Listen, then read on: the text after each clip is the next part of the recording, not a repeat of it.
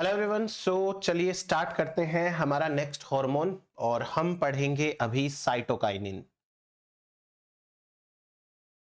Cytokinin तो basically ये hormone क्या करता है, इसके फंक्शंस क्या हैं, बायोसिंथेसिस क्या होती है, इसके कुछ सिंथेटिक फॉर्म्स है, सारी बातें करेंगे अपन। साइटोकाइनिन, इस टर्म का मीनिंग देखिए कितना अच्छे से डिफाइन करके ये टर्म बनाया गया है। साइटो का मतलब होता है साइटोप्लाज्म। साइटोप्लाज्म और काइनिन का मतलब होता है टू डिवाइड, यानी ऐसा कोई सब्सटेंस जो साइटोप्लाज्म को डिवाइड कर दे। इट सिंपली मींस कि ऐसा कोई सब्सटेंस जो सेल को डिवाइड करता हो। जी हां, तो साइटोकाइनिन वो हॉर्मोन्स होते हैं बेसिकली सेल डिवीजन के लिए रेस्पॉन्सिबल हैं। जो सेल डिवीजन कराते हैं वो साइटोकाइनिन होते हैं। समझ में आ गई ये बात आपको? अब अपन बात करते हैं इसके बारे में, थोड़ा डिस्कवरी रिलेटेड चीजें हैं वो देख लेते हैं। साइटोकाइनिन के लिए कहा जाता है कि सबसे पहली बार इसकी डिस्कवरी हुई थी लिक्विड एंडोस्पर्म में। First time discovered in liquid endosperm of coconut.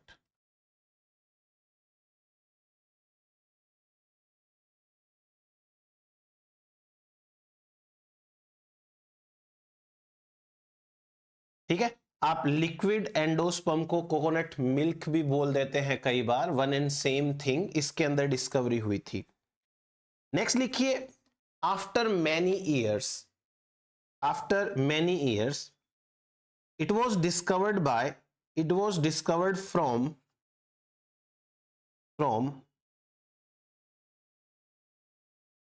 मेज एंडोस्पर्म। मक्का होता है, उसकी एंडोस्पर्म से भी बाद में डिस्कवरी हुई। मक्के का बॉटनिकल नेम पता है आपको? जिया मेज होता है, बॉटनिकल नेम है जिया मेज। तो जो सब्सटेंस मक्के के एंडोस्पर्म से मिला उसका नाम रखा गया जियाटिन। नाम रखा गया zeatin. So zeatin is a kind of cytokinin. आगे तो अपन इसके बारे में खूब चर्चा करेंगे, फिलहाल समझिए जियाटिन है वो प्लांट से डिराइव किया गया, प्लांट से निकाला गया जिया मेज मक्के से for the first time. Now parallelly जो दूसरे एक्सपेरिमेंट्स चल रहे थे उनके अंदर भी कुछ ऐसा पाया गया। एक वेल है जिसका नाम है हेरिंग वेल। हेरिंग वेल, इस वेल से स्पर्म्स लिए गए। स्पर्म्स, स्पर्म्स में हेड में ओनली न्यूक्लियस होता है और बाकी कोई ऑर्गेनिल एज सच है नहीं। सो डीएनए को आइसोलेट करना बहुत इजी है स्पर्म से, as compared to other cells जिनके अंदर सेल ऑर्गेनिल्स भी होते हैं, जिनके अंदर माइटोकॉन्ड्रिया भी होता है। तो न्यूक्लियर डीएनए को आइसोलेट करना थोड़ा सा डिफिकल्ट हो जाता है दूसरे सेल्स में, पर स्पर्म्स के अंदर ये काफी इजी है। तो हेरिंग वेल मेल्स हैं, उनसे स्पर्म लिए गए, स्पर्म्स लेकर के डीएनए आइसोलेट किया गया। डीएनए आइसोलेशन, ठीक है। डीएनए को आइसोलेट करके ऑटोक्लेव में डाला गया। ऑटोक्लेव्ड, तो डीएनए के टुकड़े टुकड़े हो गए। उसके बाद में डीएनए में जो 4 न्यूक्लियोटाइड्स होते हैं, एडेनिन, ग्वानिन, साइटोसिन, थाइमिन, इन चारों न्यूक्लियोटाइड्स को सेपरेट किया गया। लेट सपोज कि adenine, guanine, cytosine and thymine, चारों को सेपरेट कर लिया। अब क्या किया गया, 4 अलग अलग कल्चर मीडिया बनाए गए। ये मान लीजिए पहला कल्चर मीडिया है, ये मान लीजिए दूसरा कल्चर मीडिया है, ये मान लीजिए तीसरा कल्चर मीडिया है, और ये मान लीजिए चौथा कल्चर मीडिया है। ठीक है, इन चारों कल्चर मीडिया में सेपरेटली ये न्यूक्लियोटाइड्स डाले गए कैलस के साथ में। तो पता ये चला कि जिस कल्चर मीडिया के अंदर एडेनिन डाला गया, उस कल्चर मीडिया के अंदर सेल डिवीजन काफी ज्यादा इंक्रीज हो गया, सेल डिवीजन इंक्रीज्ड। और बाकी के जो कल्चर मीडिया हैं, इनके अंदर नॉर्मल सेल डिवीजन रहा, नॉर्मल सेल डिवीजन। ठीक है, तो इससे यह बात साबित होती है कि एडेनिन के पास सेल को डिवाइड करने की कैपेसिटी है। एडेनिन सेल प्रोलिफरेशन को बढ़ा देता है, सेल डिवीजन को बढ़ा देता है। इसलिए एडेनिन हो ना हो यहां पर एक इंपॉर्टेंट रोल प्ले कर रहा है। Later on it was found कि भाई एडेनिन ही साइटोकाइनिन का प्रीकर्सर है, एडेनिन से ही साइटोकाइनिन बनता है। So cytokinin is a purine derivative hormone, adenine से बनता है। इसका नाम रखा गया काइनेटिन। काइनेटिन, काइनेटिन को कहते हैं N6 परफ्यूरिल एमिनोप्यूरिन, एमिनोप्यूरिन, N6 परफ्यूरिल एमिनोप्यूरिन। देखिए कहां से एक्सपेरिमेंट की स्टार्ट हुई है, एक एनिमल से स्टार्ट हुई है। इसका मतलब kinetin was the first animal derived cytokinin. Kinetin है वो एनिमल डेराइव्ड साइटोकाइनिन है। Also it is important to note कि kinetin is absent in plants. ये काइनेटिन वाली जो फॉर्म है वो प्लांट्स के अंदर एब्सेंट होती है। तो ये हुआ हमारे पास में एक सिंपल डिस्कवरी के बारे में इसकी साइटोकाइनिन की, कि कैसे डिस्कवर हुआ होगा and all. Cytokinin discovery clear है ये? ओके, अब कुछ साइटोकाइनिन की फॉर्म्स की बात करते हैं। साइटोकाइनिन की हम 3 फॉर्म्स की बात करेंगे। एक है एरोमेटिक फॉर्म, दूसरी है normal form naturally occurring cytokinin, और तीसरी है सिंथेटिक। क्लियर है? तो सबसे पहले एरोमेटिक साइटोकाइनिन्स के बारे में लिख लेते हैं।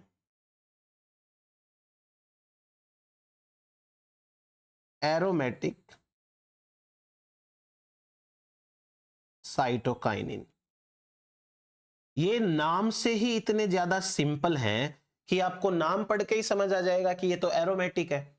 जैसे एक साइटोकाइनिन है, इसका नाम है बेंजिल एडेनिन, जिसमें बेंजीन हो, बेंजिल एडेनिन, इसे कहते हैं BA। फिर उसके बाद में एक है ऑर्थो टोपोलिन, एक है इसको बोलते हैं OT, एक है मेटाटोपोलिन, मेटाटोपोलिन MT, एक का नाम है ऑर्थोमिथॉक्सीटोपोलिन। जो ऑर्थो मेटा पैरा आता है तो वो रिंग के ऊपर लोकेशन या रिंग के ऊपर की जो पोजीशंस है उन्हीं को डिफाइन करने के लिए तो होता है। सो ये एरोमेटिक है, ऑर्थोमेथॉक्सी टोपोलिन। एक और है मेटामेथोक्सीटोपोलिन, मेटामेथोक्सीटोपोलिन, ये सारे के सारे जो हैं वो एरोमेटिक साइटोकाइनिन्स होते हैं। क्लियर? देन नेक्स्ट देखिए, इनके बाद में हम बात करते हैं नेचुरल साइटोकाइनिन्स की। और ये जो नेचुरल साइटोकाइनिन्स हैं, इन साइटोकाइनिन को शॉर्ट में सी के लिखते हैं, ठीक है ना, यहीं पे मेंशन कर लीजिए, बार बार पूरा नाम लिखेंगे जोर आता है। साइटोकाइनिन सी के लिख देंगे इस बार। ये जो नेचुरली अकरिंग साइटोकाइनिन है ये आईपीपी डेराइव्ड है, आइसोपेंटेनिल पायरोफॉस्फेट, वही यूनिट है जिससे कि टर्पीन्स बनते हैं। मेवालोनिक एसिड पाथवे से बनने वाली आइसोपेंटेनिल पायरोफॉस्फेट या कह दीजिए आइसोपेंटेनिल डाइफॉस्फेट से बनते हैं टर्पीन, और उसी का डेरिवेटिव अभी मैं आपको सारा कुछ बताऊंगा, बहुत इजी है, बहुत इंटरेस्टिंग है। नाम लिख लेते हैं कौन कौन सा है। वेरी फर्स्ट ऑफ ऑल जो आइसोप्रेनोइड है उनमें एक आता है ट्रांस जियाटिन, हालांकि है तो ये जियाटिन ही, पर अपन ट्रांस जियाटिन लिखेंगे और अलग से सिस जियाटिन भी लिखेंगे, cis zeatin, trans zeatin and cis zeatin. Then उसके बाद में एक वेरी वेरी इंपॉर्टेंट है N6 2 आइसोपेंटेनिल एडेनिन, और इसको बोलते हैं शॉर्ट में आईपी, इसका नाम है आईपी। फिर सिस जियाटिन लिख दिया, डाई हाइड्रोजियाटिन एक और आ गया, डाई हाइड्रोजियाटिन। ये हो गया हमारे पास में natural cytokinins. Now natural cytokinins के बाद में एक बार सिंथेटिक साइटोकाइनिन भी देख लेते हैं। सिंथेटिक,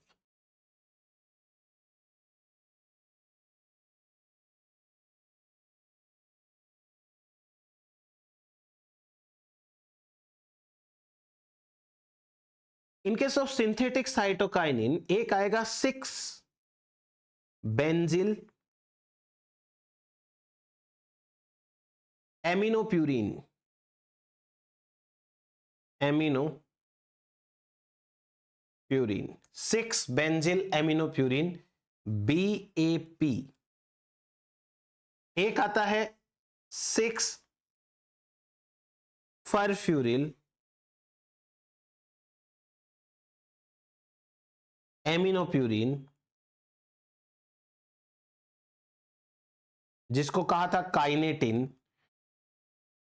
ये सिंथेटिक की कैटेगरी का होता है। इतना हमारे पास में क्लियर है। फिर उसके बाद में कुछ इंपॉर्टेंट पॉइंट्स की बात करते हैं रिगार्डिंग साइटोकाइनिन। इंपॉर्टेंट पॉइंट्स,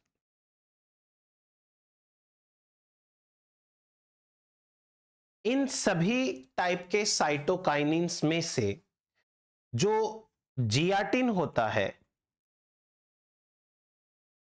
ये होता है most common, most abundant, most active, most basic type का। सो ये है मोस्ट कॉमन टाइप का फॉर्म। आप और लिख लीजिए, most common, most abundant, most active cytokinin. ये जियाटिन के बारे में कंप्लीटेड। नाउ जो साइटोकाइनिन्स होते हैं वो साइटोकाइनिन्स को अगर काम में नहीं लेना है तो उनको कॉन्जुगेट्स की फॉर्म में बना करके रख लेते हैं। ये हर हार्मोन के साथ किया जाएगा, या तो उनको डिग्रेड कर दिया जाएगा या उनको कॉन्जुगेट बना करके रखा जाएगा। कॉन्जुगेट का मतलब हो गया कि उसके साथ कोई भी दूसरा कंपाउंड जोड़ दिया जाता है, जिसके साथ वो कॉम्पिटेबल है वो जोड़ दिया जाता है। तो उससे पहले अपन थोड़ी सी बात कर लेते हैं। जनरली एक जो आईपी लिखाया था ना अभी, आइसोपेंटेनिल एडेनिन, और एक जो ट्रांसजियाटिन है, इसको शॉर्ट में ट्रांसजियाटिन लिखेंगे, IP and trans zeatin, these are the active form,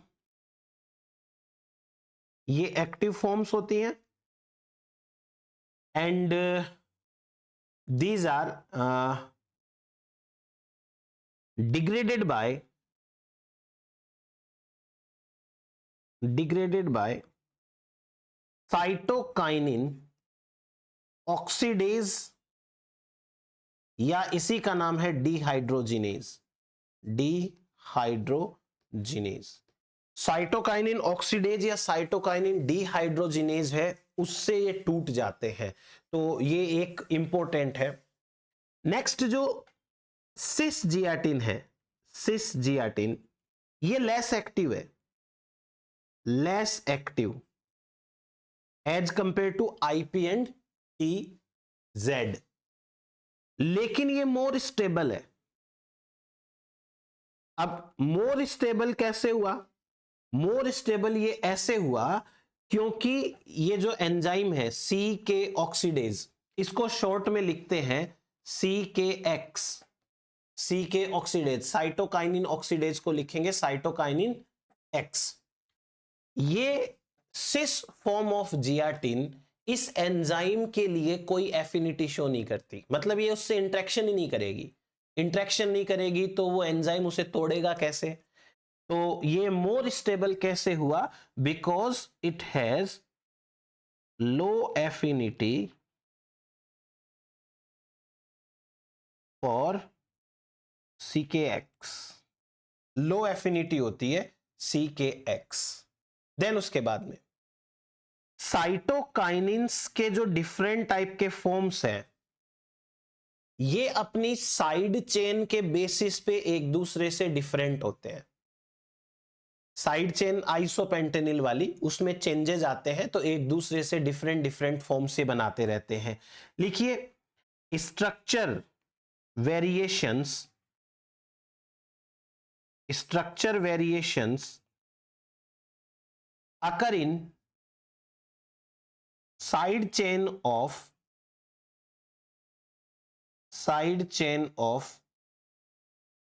cytokinins। Cytokinins की साइड चेन के अंदर स्ट्रक्चर वेरिएशंस आते हैं। और देखो आपको मैं बताता हूं, जो एरोमेटिक साइटोकाइनिन्स होते हैं, एरोमेटिक साइटोकाइनिन्स,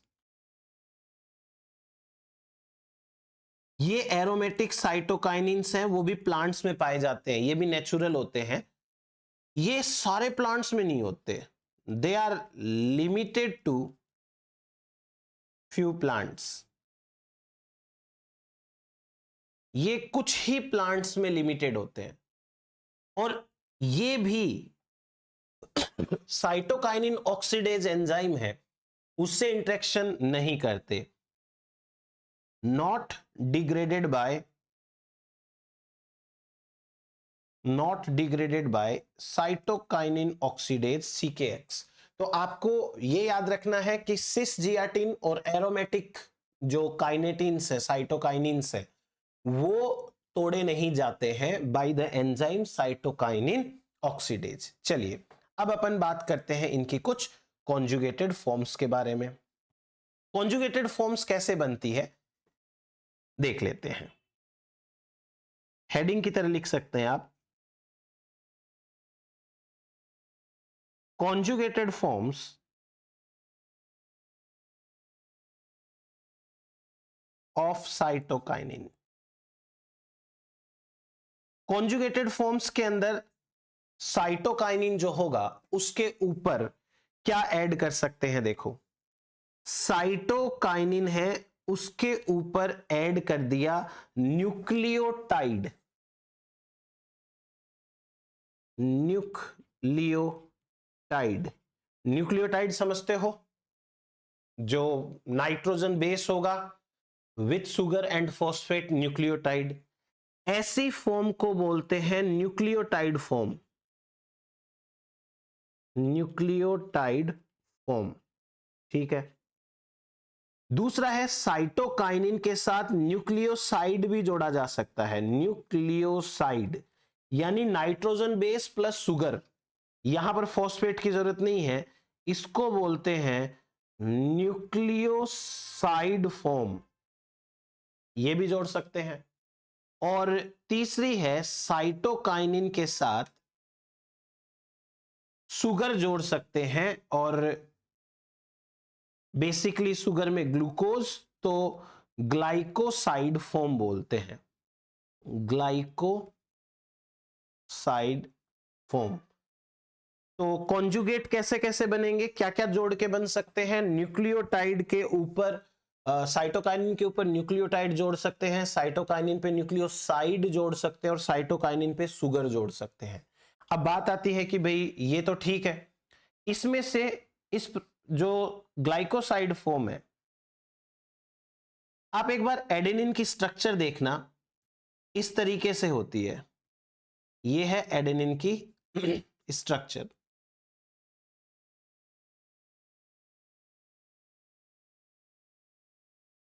ऐसी कुछ स्ट्रक्चर होती है। इस एडेनिन पे यहां अमीनो ग्रुप होता है, तो ये एमिनो प्यूरिन है। ये है एडेनिन का फर्स्ट पोजीशन। नंबरिंग जो है वो ऐसे की जाती है 1 2 3 4 5 6 7 8 एंड 9, ये नंबरिंग हो गई। तो जो इस रिंग के अंदर, दो रिंग है प्यूरिन की, है इस रिंग में आपको जो दिख रहा है N3, थर्ड नंबर का नाइट्रोजन, ये वाला N3, N7 एंड N9, इनके ऊपर शुगर जोड़ी जाती है। So these are the site of glycosylation. Glycosylation की ये साइट्स हैं, ग्लाइकोसाइलेशन की साइट है, शुगर जोड़ी जाती है। अगर इनके ऊपर शुगर जुड़ेगी तो एन ग्लाइकोसिडिक बॉन्ड बनेगा, एन ग्लाइकोसिडिक बॉन्ड बनता है। ये चीज हो गया। उसके बाद में कभी कभी ये जो ट्रांसजियाटिन है, डाइहाइड्रोजियाटिन एंड सिसजियाटिन, इनके अंदर ओ ग्लाइकोसाइलेशन भी पाया जाता है, O glycosylation also occur in side chain। Side chain में ओ ग्लाइकोसिडिक मतलब कोई OH ग्रुप होगा, उसके ऊपर शुगर जोड़ देंगे तो उससे ओ ग्लाइकोसाइलेशन हो जाता है। ये हो गया। फिर उसके बाद में कॉन्जुगेटेड फॉर्म्स के बारे में एक सिंपल सी बात, जो कॉन्जुगेटेड फॉर्म्स होती है, मैं लिख लेता हूं एक बार शॉर्ट में, सी forms, conjugated forms. These forms are less active but more stable, but more stable। Active कम है बट स्टेबल बहुत ज्यादा है। रीजन, जो एंजाइम था CKX, उससे डिग्रेड नहीं होती है। फिर उसके बाद में जैसा हमने यहां पर देखा कि जो कॉन्जुगेटेड फॉर्म है वो न्यूक्लियोटाइड से, न्यूक्लियोसाइड से और शुगर से बनती है। मतलब इनमें शुगर जोड़ देंगे, न्यूक्लियोटाइड जोड़ देंगे, न्यूक्लियोसाइड जोड़ देंगे, लेकिन एमिनो एसिड नहीं जोड़ेंगे ना। एमिनो एसिड कहां जोड़ा इसमें बताओ? यूजुअली एमिनो एसिड भी जोड़ दिया जाता है। तो आप एक लाइन लिखें, एक लाइन लिखें आप, amino acid conjugates, amino acid conjugates of cytokinins are very rare, very rare। बहुत कम कॉन्जुगेट बनते हैं एमिनो एसिड के साथ, बट वेरी रेयर है, एब्सेंट तो नहीं है। एग्जाम्पल देखो, एक एसिड है जिसका नाम है ल्यूपिनिक एसिड, ल्यूपिनिक एसिड। ये एसिड है ल्यूपिन प्लांट से मिला होगा, जाहिर सी बात है। इसके अंदर cytokinin plus alanine amino acid होता है, एलानिन एमिनो एसिड। तो आप ये जरूर याद रखें कि lupinic acid is the conjugated form of cytokinin in which alanine amino acid is present। तो ये एलानिन conjugated है। और कौन से साइटोकाइनिन का है? ये साइटोकाइनिन है ट्रांसजियाटिन। और एलानिन कहां जुड़ता है? Eight N9 site. 9 नंबर का जो नाइट्रोजन दिखाया था मैंने, वहां पर एलानिन जुड़ जाता है, कॉन्जुगेट बन जाता है। उसके बाद में ठीक है, ओके। एक ऑर्गेनिज्म है स्लाइम मोल्ड, जिसका नाम है डिक्टियो स्टेलियम। पढ़ रखा होगा सेल सिग्नलिंग के अंदर, डिक्टियोस्टेलियम ये वही है।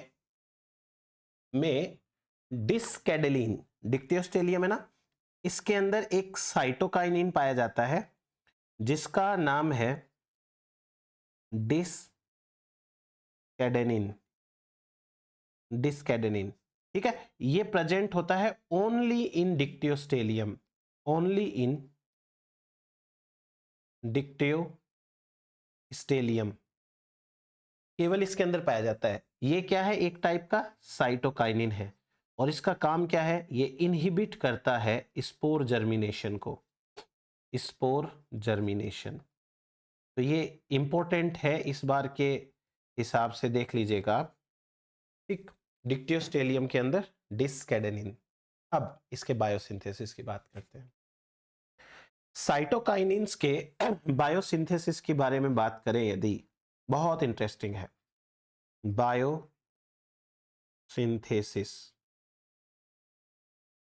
तो साइटोकाइनिन का बायोसिंथेसिस वहां पे होगा जहां सेल डिवीजन रैपिड होते हैं। आप कह सकते हो at the sites of rapid cell divisions, at the sites of rapid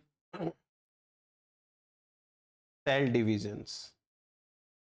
जहां पर रैपिड सेल डिविजन्स होते हैं वहां पर ज्यादा होता है। जैसे एपिकल मेरिस्टेम हो गया, root apical meristem, apical meristem, जैसे कि टिप्स हो गए, यंग फ्रूट हो गया, यंग फ्रूट एटसेट्रा। ऐसी जगहों पर ज्यादा पाया जाता है ये बायोसिंथेसिस इसका। नाउ रूट टिप है वो मेन साइट होती है इसकी, रूट टिप वो वैसे मेजर या मेन साइट है इसका। अब इसका बायोसिंथेसिस बड़ा इंटरेस्टिंग है। कैसे इंटरेस्टिंग है? देखो, आप एक चीज याद रखना कि एडेनिन की स्ट्रक्चर कुछ इस तरीके की बनाई थी अभी, ऐसी कुछ स्ट्रक्चर होती है एडेनिन की। ये एडेनिन है, ठीक है। अभी अपने को उतना ज्यादा कुछ लेना देना नहीं है। और ये है डीऑक्सी राइबोज सुगर, और यहां पर फॉस्फेट प्रेजेंट है। तो ये देखा जाए तो एक तरीके से एटीपी की स्ट्रक्चर है, एटीपी है। इसी एटीपी को काम में लेना है अपने पास में। तो कहां पर क्या कैसे चलता है सारी बातें करेंगे, आप आराम से देखते जाइए। वेरी फर्स्ट ऑफ ऑल, ये बायोसिंथेसिस एटीपी, एडीपी या एएमपी तीनों से स्टार्ट हो सकती है। एक एक करके बताता हूं। मान लीजिए कि बायोसिंथेसिस स्टार्ट होती है एटीपी से, एटीपी।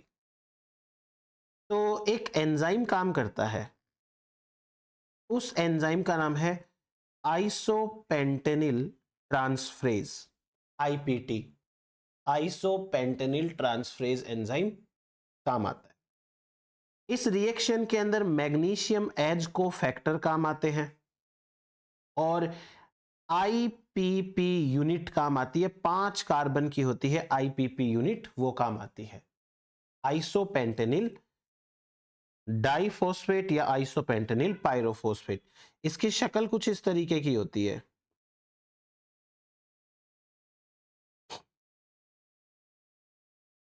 ये है आइसोपेंटेनिल डाइफॉस्फेट, ठीक है। ये अब क्या करना है, एटीपी के ऊपर जब आइसोपेंटेनिल डाइफॉस्फेट जुड़ता है तो नेक्स्ट कंपाउंड बनता है आइसोपेंटेनिल राइबोसाइड, आइसोपेंटेनिल राइबोसाइड, राइबोसाइड 5 प्राइम ट्राइफॉस्फेट।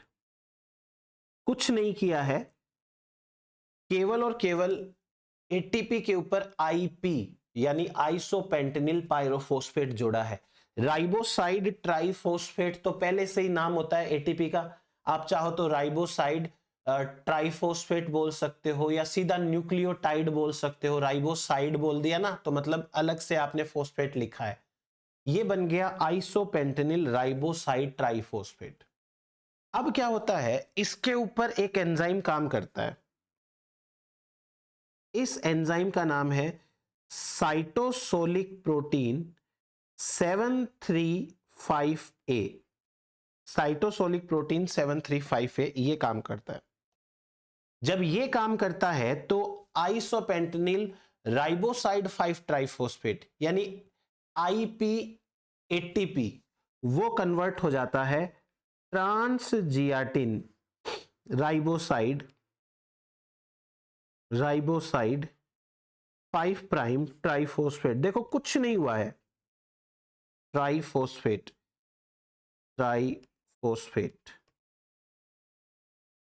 एटीपी का एटीपी रहा, एटीपी के ऊपर आईपीपी ये वाली यूनिट जुड़ गई, इसके जुड़ते ये बन गया आईपी एटीपी और आईपी एटीपी बन गया ट्रांसजियाटिन एटीपी, ट्रांसजियाटिन एटीपी बोल देंगे। क्लियर है ये चीज? अभी रुको, अब यही पाथवे एडीपी से भी चालू हो सकता है। एडीपी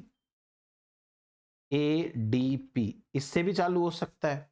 क्या होगा, सेम टू सेम एंजाइम काम करेगा, आइसोपेंटेनिल ट्रांसफरेज, यही आईपीपी जोड़ी जाएगी और मैग्नीशियम आयन काम में आएंगे और एडीपी कन्वर्ट हो जाएगा आइसोपेंटेनिल 5 प्राइम डाइफॉस्फेट में, आइसोपेंटेनिल राइबोसाइड 5 प्राइम डाइफॉस्फेट के अंदर। ठीक है, कन्वर्ट हो गया।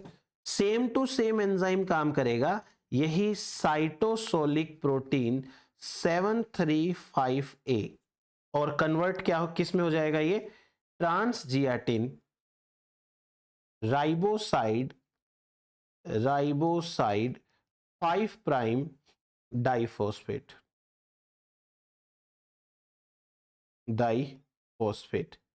क्लियर हुआ ये चीज? अब वापस देखो, यही पाथवे एएमपी से भी चालू हो सकता है, एएमपी से भी, मोनोफॉस्फेट से सेम टू सेम एंजाइम काम करेगा आईपीटी और same to same IPP unit add होगी और मैग्नीशियम आयन काम आएंगे, तो अब बनेगा आइसोपेंटेनिल राइबोसाइड 5 प्राइम मोनोफॉस्फेट। इसके ऊपर सेम एंजाइम को काम कराना है और यहां बनाना है साइटोसोलिक प्रोटीन 735A और यहां क्या बनवाना है अपने को, ट्रांसजियाटिन राइबोसाइड 5 प्राइम मोनोफॉस्फेट। देखो कर ही क्या रहे हैं, बच्चों वाली बातें चल रही है यहां पे सारी की सारी। एटीपी से चालू होगा, उसके ऊपर भी आईपीपी जुड़ेगा। एडीपी से चालू होगा, उस पे भी आईपीपी जुड़ेगा। एएमपी से चालू होगा, उस पे भी आईपीपी जुड़ेगा। सेम एंजाइम काम करेगा। अब एटीपी है या एडीपी है या एएमपी है, उसके अकॉर्डिंग ट्रांसजियाटिन तो आईपी बनने वाला, सॉरी पहले तो आईपी बनने वाला है। आईपी यानी आइसोपेंटेनिल राइबोसाइड 5 प्राइम ट्राइफोस्फेट या डाइफोस्फेट या मोनोफोस्फेट बनेगा। इसके बाद सेम एंजाइम है साइटोसोलिक प्रोटीन 735A। ये A1 A2 A3 ऐसे कई सारे होते हैं, ए याद रखना अपने को सिंपल सा। ये काम करेगा तो ट्रांसजियाटिन बन जाएगा। अभी और इंटरेस्टिंग बात सुनो, अगर ये पाथवे एटीपी से चालू होता, सपोज करो एटीपी से चालू होता, तो इस स्टेप के बाद ऑटोमेटिक एक फॉस्फेट निकलती और ट्राइफॉस्फेट डाइफॉस्फेट बन जाता, और ये डाइफॉस्फेट से भी एक फॉस्फेट निकलती, ये मोनोफॉस्फेट बन जाता। अगर एटीपी से स्टार्ट होकर ट्रांसजियाटिन बन चुका होता तो भी एक फॉस्फेट निकलती और डाइफॉस्फेट बनता, और यहां पर भी एक फॉस्फेट निकलती और डाइफॉस्फेट मोनोफॉस्फेट बनता। सॉरी, क्लियर है ये? अब एक और इंटरेस्टिंग बात, वेरी इंपॉर्टेंट, वेरी इंटरेस्टिंग। आप ये देखो कि जो आइसोपेंटेनिल मोनोफॉस्फेट है, अब हमको अल्टीमेटली बनाना तो यही है मोनोफॉस्फेट। चाहे कहीं से भी गाड़ी स्टार्ट हो रही हो, इसी की तरफ आ रही है। यानी कि ये देखो, ये यहां पर आ गया आइसोपेंटेनिल मोनोफॉस्फेट और ये आ गया ट्रांसजियाटिन मोनोफॉस्फेट। मोनोफॉस्फेट तक तो गाड़ी आ गई। अब एक काम करते हैं, इसमें से जो ये एक फॉस्फेट है ना, इसका भी कोई काम नहीं है, निकालो इसको। आपने जैसे ही न्यूक्लियोटाइड से फॉस्फेट निकाली, न्यूक्लियोटाइड बन जाता है न्यूक्लियोसाइड, न्यूक्लियोसाइड। तो अब ये बन गया आईपी राइबोसाइड ओनली। अब फॉस्फेट तो है ही नहीं, सारी फॉस्फेट निकल गई, तो ये बन गया राइबोसाइड ओनली। और उसी प्रकार यदि इससे भी बनता तो भी क्या होता, ये बनता ट्रांसजियाटिन राइबोसाइड और एक फॉस्फेट निकल जाती। भाई 3 फॉस्फेट है, तीनों निकल गई, एक यहां निकल गई, एक यहां निकल गई, एक यहां निकल गई। इनमें भी देखो ये फॉस्फेट्स निकल गई, तीनों की तीनों। करेक्ट है? अब इसके बाद में ये जो आपको राइबोज शुगर दिख रही है ना, राइबोसाइड, ये देखो ये शुगर यहां पे नीचे वाली शुगर, इस शुगर को भी हटाना है, इसको भी हटाना है। और इस जगह पर ये जो एमिनो ग्रुप होता है ना, यहां पर वो यूनिट जुड़ी होती है, ये है आईपीपी, यहां जुड़ती है। आईपीपी को और एडेनिन को, दो चीजों को रखना है, आईपीपी एडेनिन को रखना है। राइबोसाइड में अभी शुगर बाकी है, तो इस राइबोसाइड की शुगर हटा देते हैं। इसमें से हमने राइबोज शुगर निकाल दी, लिख देता हूं मैं, यहां से हमने क्या निकाल दिया, राइबोज शुगर निकाल दिया। तो राइबोज शुगर निकाल दिया तो क्या बचा, यहां पे बचा आइसोपेंटेनिल एडेनिन, यानी कि यहां पर A4 एडेनिन है और एडेनिन के ऊपर आईपीपी यूनिट जुड़ी हुई है, बस इतना सा ही बचा यहां पे। सिमिलरली जब ये ट्रांसजियाटिन आपको दिखाई दे रहा है, ट्रांसजियाटिन राइबोसाइड, इसमें से भी क्या करना है, आपको राइबोज शुगर निकालनी है। और जैसे ही आपने यहां से राइबोज शुगर निकाली, ये बचा ओनली ट्रांसजियाटिन, ये ट्रांसफॉर्म है बस खाली, और बचा ये ट्रांसजियाटिन। ये हो गया हमारे पास बायोसिंथेसिस। अभी एक और वेरी वेरी इंपॉर्टेंट इंटरेस्टिंग सा केस है, वो और समझाता हूं आपको। देखो वापस एक बार मैं आपको रिवाइज करा देता हूं। रिवीजन में क्या है, देखो एटीपी से चालू होगा तो आईपीपी जोड़ेंगे, ये बनेगा आईपीपी ट्राइफॉस्फेट। इसमें से एक फॉस्फेट हटाएंगे, ये बनेगा डाइफॉस्फेट। एक और फॉस्फेट हटाएंगे, बनेगा मोनोफॉस्फेट। ये भी फॉस्फेट हटाएंगे तो बनेगा राइबोसाइड। राइबोज शुगर भी हटाएंगे तो क्या बचेगा, ओनली एडेनिन प्लस आईपीपी। उसी प्रकार यदि ये ट्राइफॉस्फेट ट्रांसजियाटिन में कन्वर्ट हो भी जाए मान लो, तो ट्रांसजियाटिन का ट्राइफॉस्फेट में से फोस्फेट निकालो डाइफॉस्फेट, एक और फोस्फेट निकालो मोनोफॉस्फेट, एक और फोस्फेट निकालो राइबोसाइड। राइबोसाइड से अल्टीमेटली देखो राइबोज शुगर वापस निकाल दो, वापस निकालते ही क्या बचेगा? ओनली ट्रांसजियाटिन। अब एक छोटा सा ट्विस्ट है। ट्विस्ट क्या है? ये जो मोनोफॉस्फेट है, इस मोनोफॉस्फेट से डायरेक्टली भी ट्रांसजियाटिन बन सकता है, डायरेक्टली ट्रांसजियाटिन बन सकता है।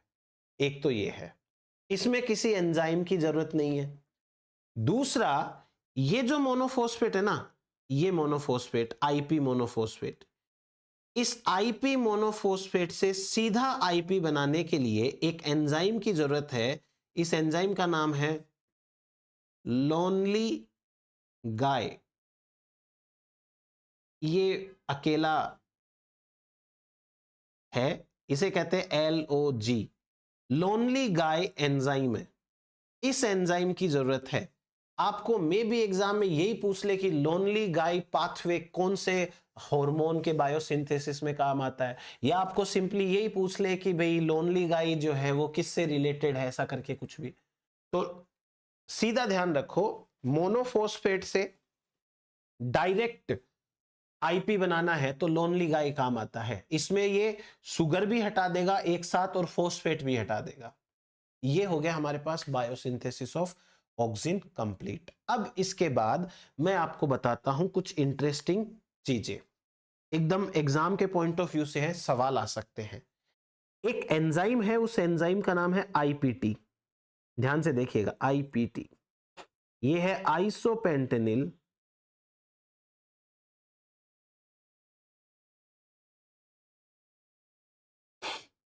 ट्रांसफरेज। आइसोपेंटेनिल ट्रांसफरेज। अब ये एंजाइम कोई पूछे कहां पाया जाता है, ये एंजाइम पाया जाता है दो जगह पे। एक तो पाया जाता है ये प्लास्टिड्स में, प्लास्टिड्स मतलब क्लोरोप्लास्ट, और दूसरा ये पाया जाता है साइटोसोल एंड माइटोकॉन्ड्रिया में। अभी देखो बताता हूं आपको, माइटोकॉन्ड्रिया में साइटोसोल एंड माइटोकॉन्ड्रिया दोनों के अंदर ये एंजाइम रहेगा। अब प्लास्टिड के अंदर जो एंजाइम है उसमें से एक है IPT1, एक है IPT3, एक है IPT5, एक है IPT8। ये चारों के चारों कहां पर है? ये चारों के चारों प्लास्टिड के अंदर पाए जाते हैं, प्लास्टिड में पाए जाते हैं। सिंपल। फिर देखो, साइटोसोल एंड माइटोकॉन्ड्रिया के अंदर पाए जाते हैं IPT4 और एक पाया जाता है आपका IPT7। 4 एंड 7 माइटोकॉन्ड्रिया के अंदर, और ये 1 3 5 8 है वो पाए जाते हैं प्लास्टिड के अंदर। Got the point. अब आगे बात करते हैं। इन सारे के सारे एंजाइम्स के फॉर्म्स में से ये जो IPT3 एंड 5 है, IPT3 एंड 5, इनका एक्सप्रेशन लेवल सबसे ज्यादा होता है। Expression level is highest. Highest expression level in सबका ज्यादा होता है। और उसके बाद में एक और चीज बताता हूं, ये तो हो गया IPT के बारे में। अभी एक और चीज बताता हूं आपको। एक ड्रग है उसका नाम है लोवास्टेटिन। लोवास्टेटिन, यदि आपको थोड़ा सा भी दिमाग में है, स्टेटिन ड्रग्स क्या काम आती है? Statin drugs cholesterol biosynthesis pathway को सप्रेस करने के काम आती है, right. Cholesterol biosynthesis pathway mevalonic acid pathway ही होता है। मेवालोनिक एसिड पाथवे से IPP भी बनती है। लोवास्टेटिन ब्लॉक करती है mevalonic acid pathway, mevalonic acid pathway, ये मेवालोनिक एसिड पाथवे को ब्लॉक करती है। मेवालोनिक एसिड पाथवे ब्लॉक हो जाएगा तो इससे no IPP synthesis, isopentenyl pyrophosphate synthesis नहीं होगी। अब यही सिंथेसिस नहीं होगी तो there is no cytokinin at all. Cytokinin कहां से बनेगा? इसी से तो साइटोकाइनिन बन रहा था। चीज क्लियर हुई आपको क्या है ये? ओके। इसके बाद में और एक चीज बताता हूं मैं आपको।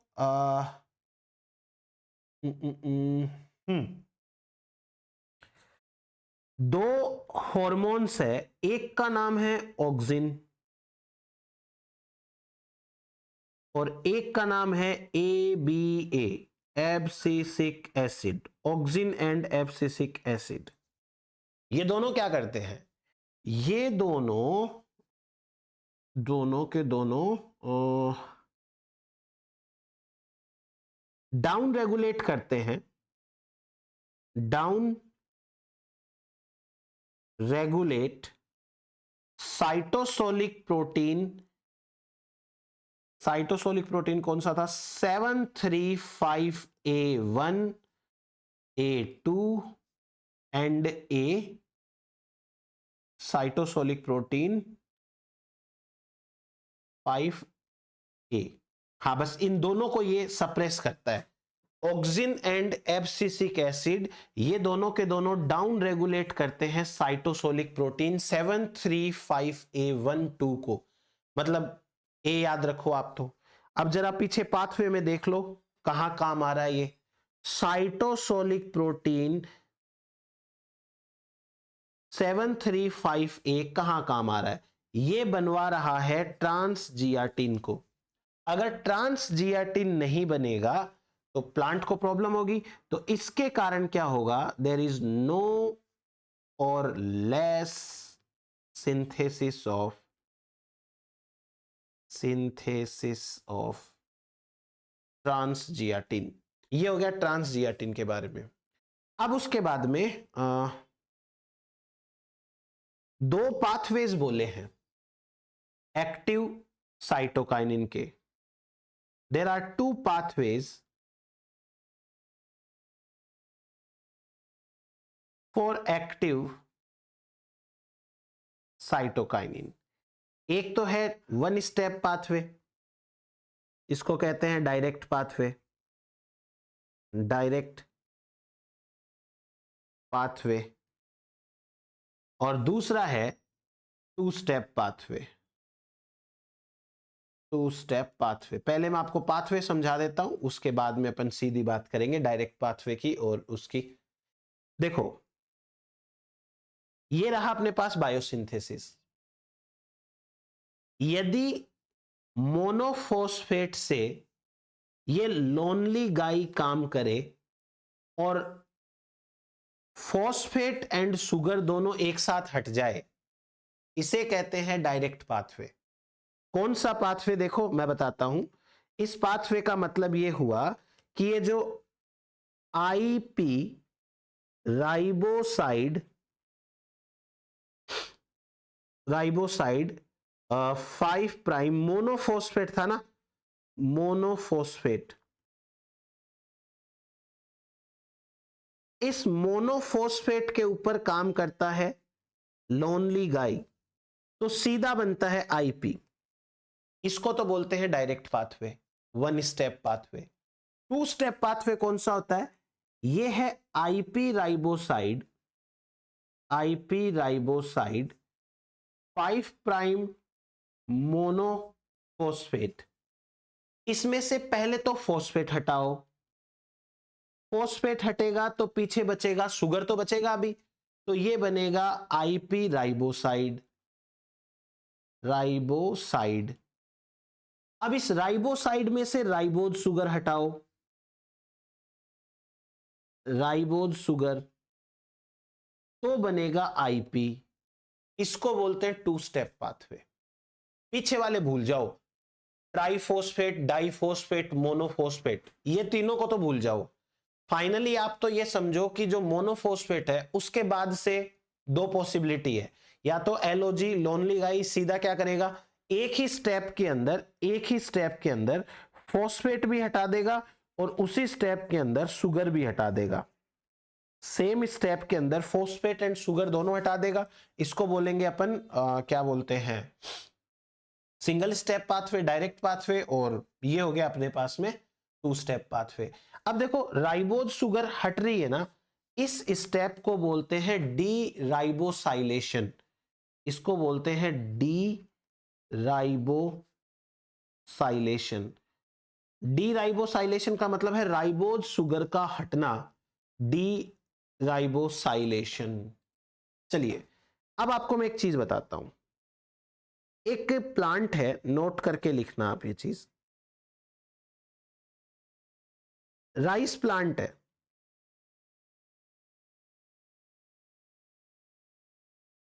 Rice plant.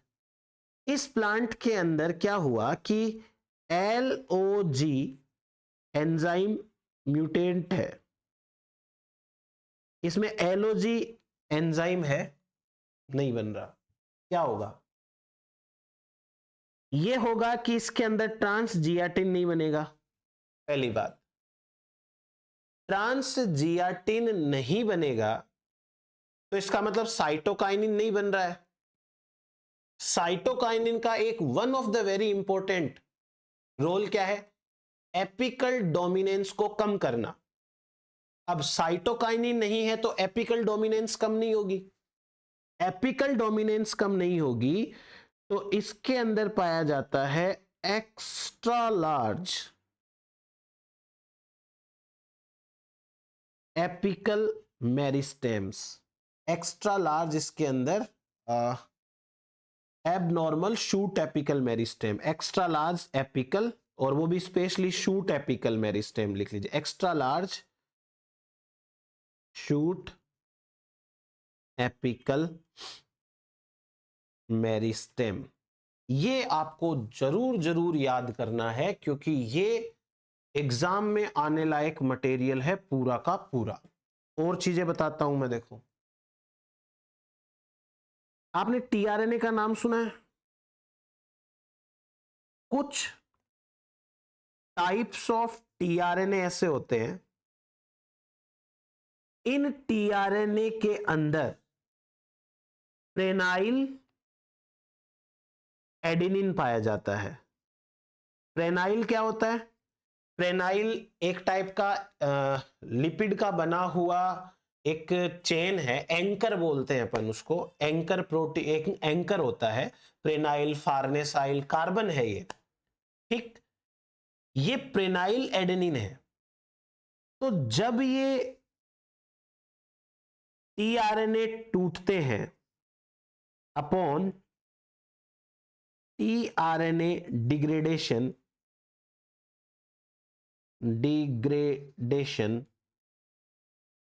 साइटोकाइनिन बनते हैं, साइटोकाइनिन प्रोड्यूस्ड। और ये किस में पाया जाता है, स्पेशली मैमल्स एंड बैक्टीरिया के अंदर, बैक्टीरिया एंड मैमल्स के अंदर। समझ रहे हो क्या हो रहा है यहां पर,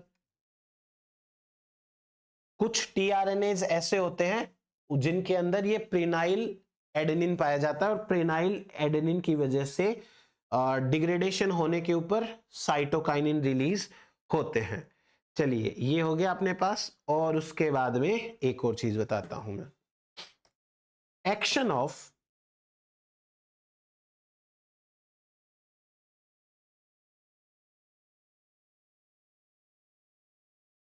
ऑफ साइटोकाइनिन ऑक्सीडेज। ऑक्सीडेज क्या करता है, इसको तोड़ता है ना। अब कैसे तोड़ेगा ये मैं आपको समझाता हूं, बहुत सिंपल सा है इसका। अपन ने पहले तो बात कर ही रखी है कि भाई कॉन्जुगेटेड फॉर्म है वो नहीं टूटेगी, सिसजियाटिन है वो भी नहीं टूटेगा। ये रहा हमारे पास में एडेनिन,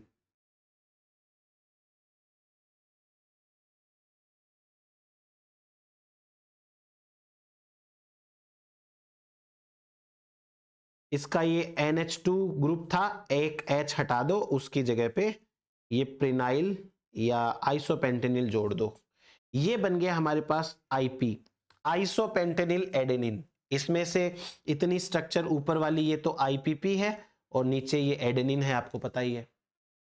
अब इसके ऊपर एक एंजाइम काम करेगा, साइटोकाइनिन ऑक्सीडेज, जिसको CKX बोला था। ये एक फ्लेवोप्रोटीन है, FAD डिपेंडेंट और FADH नेगेटिव बनता है इससे। इसने रिडक्शन करा दिया, DH2 नहीं बना है, FADH बना है, इसलिए एक नेगेटिव साइन है। इसने इसका ऑक्सीडेशन करा दिया, किसका? IP का ऑक्सीडेशन करा दिया। इसके ऑक्सीडेशन से एक सब स्पीसीज बनती है बीच में, ज्यादा कुछ नहीं है। आपको देखो ये जो मैं बना रहा हूं स्ट्रक्चर्स, ये याद करने की बिल्कुल जरूरत नहीं है, आप मैकेनिज्म समझ लेना बस खाली कि कैसे कैसे कुछ होता है, और बाकी आपको बिल्कुल कुछ याद करने की जरूरत नहीं है।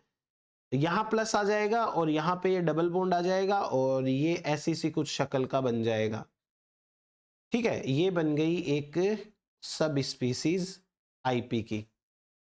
और उसके बाद में ये टूट जाता है एडेनिन में, एक तो एडेनिन रिलीज हो जाएगा अच्छे से, मतलब नॉर्मल एडेनिन जैसा एडेनिन रिलीज हो जाएगा, ये NH2 और ये डबल बॉन्ड जहां रिक्वायर्ड है वहां लगाओ, ये तो बन गया एडेनिन। और इसके साथ में एक है वो, अरे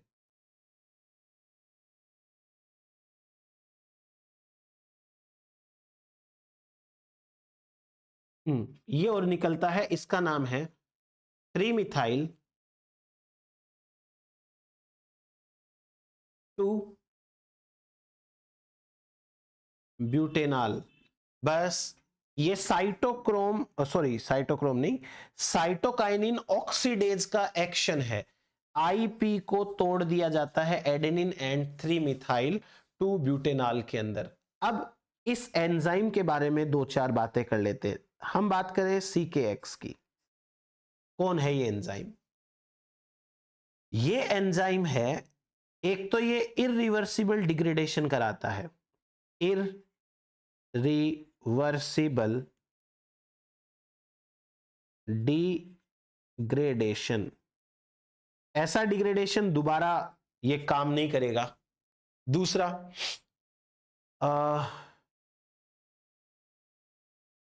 ये क्या कर रहा है? Cleave the IPP side chain, IPP side chain को क्लीव कर दे रहा है। फिर उसके बाद में has high affinity with, high affinity with, बताया था आइसोपेंटेनिल के साथ होती है, ट्रांसजियाटिन के साथ होती है, एंड देयर न्यूक्लियोसाइड्स, जो न्यूक्लियोसाइड कॉन्जुगेट्स होते हैं उनके साथ में भी होती है, ठीक। फिर उसके बाद में नेक्स्ट इज, जैसा मैंने आपको बताया कि aromatic cytokinins are resistant to CKX, वो रेजिस्टेंट होते हैं, उनको कुछ फर्क नहीं पड़ता इससे। और CKX है वो एक टाइप का FAD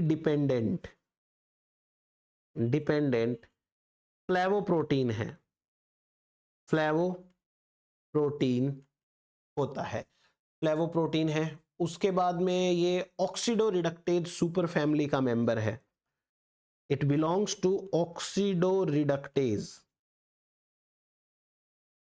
सुपर फैमिली, और बस बस बस act as dehydrogenase with an electron donor other than oxygen, ठीक है। बस ये हो गया हमारे पास में इसके बारे में। तो देखो ये जो जितना पॉइंट्स लिखा ना अपन ने, ये सारे के सारे पॉइंट्स पे एक 4 मार्कर क्वेश्चन बनने के चांस है। 4 स्टेटमेंट बना के पूछ सकते हैं आपसे कि किस तरीके से। ये हुआ हमारे पास में साइटोकाइनिन की बायोसिंथेसिस, और साइटोकाइनिन की बायोसिंथेसिस के साथ उसके बारे में थोड़ी जानकारी। अब सिग्नलिंग पढ़ेंगे अपन नेक्स्ट लेक्चर के अंदर, तो तब तक आप इसको अच्छे से प्रिपेयर कर लो। सिग्नलिंग साइटोकाइनिन की अपन नेक्स्ट में पढ़ेंगे। Thank you.